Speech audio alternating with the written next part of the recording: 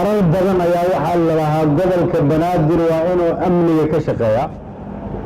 maanta waxaa fal galay taliyayaashii iyo wasiirkii, guddoomiyeyaashii degmooyinka, guddoomiyaha gobolka banaadir ku-xigeenadiisii, xafiiskii madaxweynaha, xafiiskii ra-iisul wasaaraha, golihii wasiirada. waxaa loo soo jeestay in amniga magaalada muqdisho wax laga qabto, laakiin waxaan rabnaa inaan ka guurno amnigii ahaa markay wax dhacaan in wasiirka ama madaxweynaha ama ra-iisul wasaaraha su-aalo la weydiiyo. waxaan rabnaa su-aaluhu inay ka soo bilowdaan meesha ugu hooseysa oo ah guddoomiyaha degmada waaxda uu joogo ugu hooseysa. sidoo kale waxaan rabnaa ammaanteeda idinku inaad qaadataan oo guddoomiyaasha degmooyinka iyo waaxaha iyo laamuhu ay ku tartamaan xaafad walba amnigeedu siduu yahay. waxaa la rabaa inaad su-aalaha aada weydiinaysaan guddoomiyaha gobolka banaadir iyo taliyayaasha iyo wasiirada inay yihiin agabka aada u baahan tihiin iyo ciidamada aada u baahan tihiin iyo qalabkooda ma la idiin soo dhammaystiray. laakiin waxaan rabnaa xaafad walba oo ka mida gobolka banaadir inuu joogo ciidan ku filan, inay joogaan dad isxilqaamay oo ka socda darisaynta idinku aad abaabisheen oo qayb ka ah ciidanka.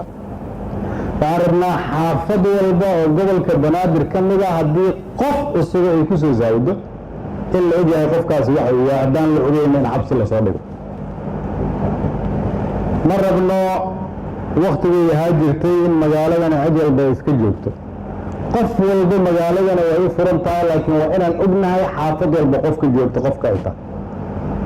sababtoo ah hooyooyinkeen iyo walaalaheen iyo carruurteenna ma rabno inaan khatar dambe ku fiirsanno. kuwii khatarta ka ilaalin lahayna waa idinka. arrinka labaad waxay tahay magaalada muqdisho waa astaantii qarannimada soomaaliyeed. waa magaalo madaxdii waddanka soomaaliyeed ku dhowaad 30 sano oo dalka dhibaata ay ka jirtay. waad ogtihiin carruurta dalka dibaddiisa ku dhalatay marka ay rabaan inay wax ka bartaan dalkooda waxa ugu horeeya bartaan waxa ugu horeeya magaalo madaxdii.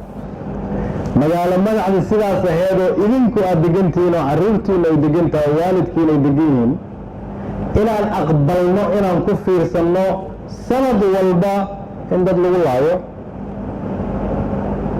annaga ayay damiirkeenna wax ka sheegaysaa. haddii marka aad rabtaan inaad qarannimada soomaaliyeed dib u dhistaan, in sharafta iyo karaamada ummadda soomaaliyeed la soo celiyo, in waddanka horumarkiisa laga shaqeeyo, tallaabada ugu horeeya oo nala ka rabo waxay tahay magaalada muqdisho oo ah caasimaddii in amni laga dhigo. maanta waxaa laydin siiyey marka fursad, gobolka banaadir, guddoomiyaha gobolka iyo dhammaan inta ka hoos shaqaysa, waxaa la idin siiyey fursad ah in taliyayaasha ay hortiina ka hadleen ay yidhaahdeen idinkaan awoodda idinku soo biirinaynaa, idinkaa indhihii ah, idinkaan idinla shaqaynaynaa si amniga loo sugo.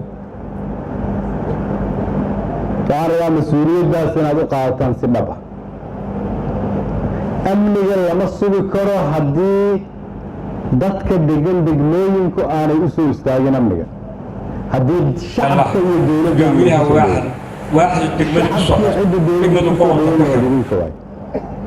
idinku marka waa inaad marka ugu horeysa aamintaan dowladnimadiina. idinku waa inaad aqbashaan kuwa idinka hooseeya inaad la xisaabtantaan, idinkana laydinla xisaabtamo, idinkuna aad kuwa idinka sarreeya ka shaqaysaan qaabkii loola xisaabtami lahaa. sababtu waxay tahay magaalada amnigeeda marka aad sugtaan ayaa shacabku aqbalayaan shaqada aad u haysaan.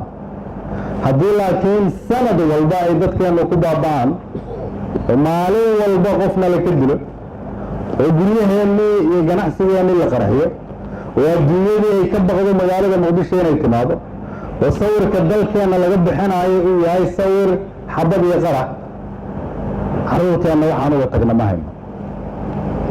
sanaday nagu qaadatay inaan isku soo dhaweyno oo aan keenno meesha maanta ay joogto.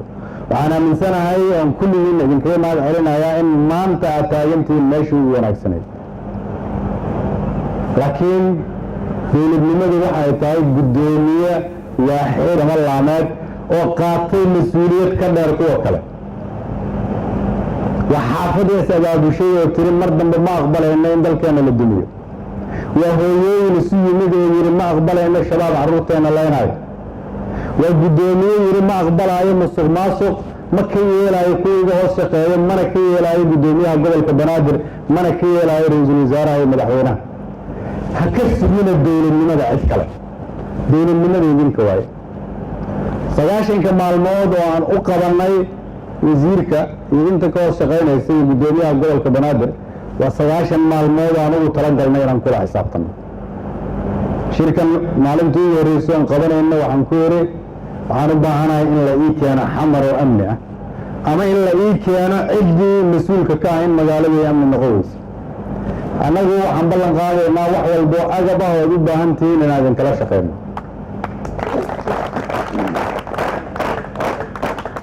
meel iska dhiga ninjeclaysiga, meel iska dhiga degmada, meel iska dhiga qabyaaladda, meel iska dhiga shakiga iyo kala qoqobnaanta. u midooba inaad badbaadisaan dhiigga walaalihiin, hooyooyinkiina iyo aabbihiin. u midooba inaad soo celisaan sharafta iyo karaamada magaalo madaxda aada mas-uuliyiin u tihiin.